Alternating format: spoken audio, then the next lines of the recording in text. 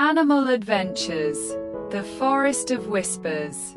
Deep within the heart of the earthwood forest, where the trees whispered secrets to one another and the winds carried tales from ancient times, lived a small rabbit named Thistle.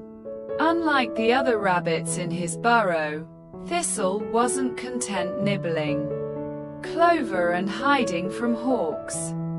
He craved adventure, the kind told in hushed tones by elder animals under starlit skies. One crisp morning, as golden sunlight filtered through the canopy, Thistle stood at the edge of the Forest of Whispers, a forbidden part of earthwood that even the bravest animals dared not enter. They say the Forest of Whispers is cursed. His friend Pip, a squirrel with a nervous twitch, had warned him. Anyone who enters never returns. Thistle's nose twitched. Or maybe they just never wanted to come back because they found something better. With a brave hop, he crossed the threshold. At first, everything seemed ordinary, moss-covered stones, birds chirping above, but then the trees began to hum. Not with birdsong, but with voices. Not loud, but murmurs. Barely their whispers carried on the wind. Thistle, help us. The little rabbit froze. Who's there?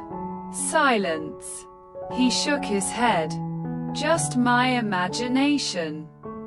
As he ventured deeper, the trees thickened and shadows stretched longer. Thistle climbed over fallen logs, skirted thorny bushes, and ducked beneath twisting branches.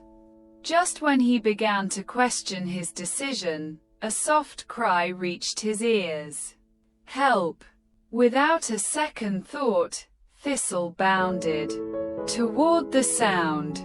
He soon came upon a clearing where a young fox cub was trapped beneath a fallen branch. The cub's orange fur was muddy, and her eyes wide with fear. Don't worry, I'll get you out, Thistle said, though his heart raced. He pushed with all his might, gritting his teeth. The branch shifted, then rolled off the cub with a thud. Thank you, she gasped, limping to her feet. I'm Fern. I was following my brother when I got caught in the storm and this tree fell. I'm Thistle. Let's get you out of here. Fern's ears flattened. I can't leave. My brother is still in here. He was taken by the whispering shadows. Thistle's fur bristled. The what? They're not shadows exactly, Fern said, shivering. They look like fog, but they whisper things, scary things. They took him deeper into the forest. Thistle gulped. Then we go deeper.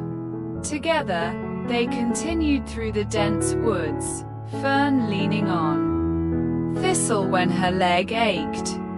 As they traveled, the forest seemed to watch them. Strange eyes glimmered in the dark. Unseen creatures rustled the leaves. And always, those whispers. Turn back. Too late.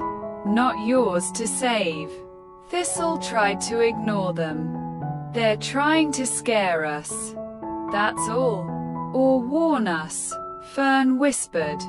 They pressed on until they reached a glade where the trees grew in a perfect circle. At its center stood an ancient stone arch covered in ivy, and beneath it, bound by vines, was a young fox, eyes closed, chest rising faintly. Birch! Fern cried, and ran forward. But as she neared, the shadows swirled around the arch.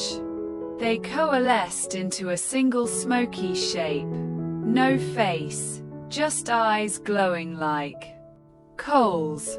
"You dare enter our domain?" the shadow hissed. Thistle stepped forward. "Let him go."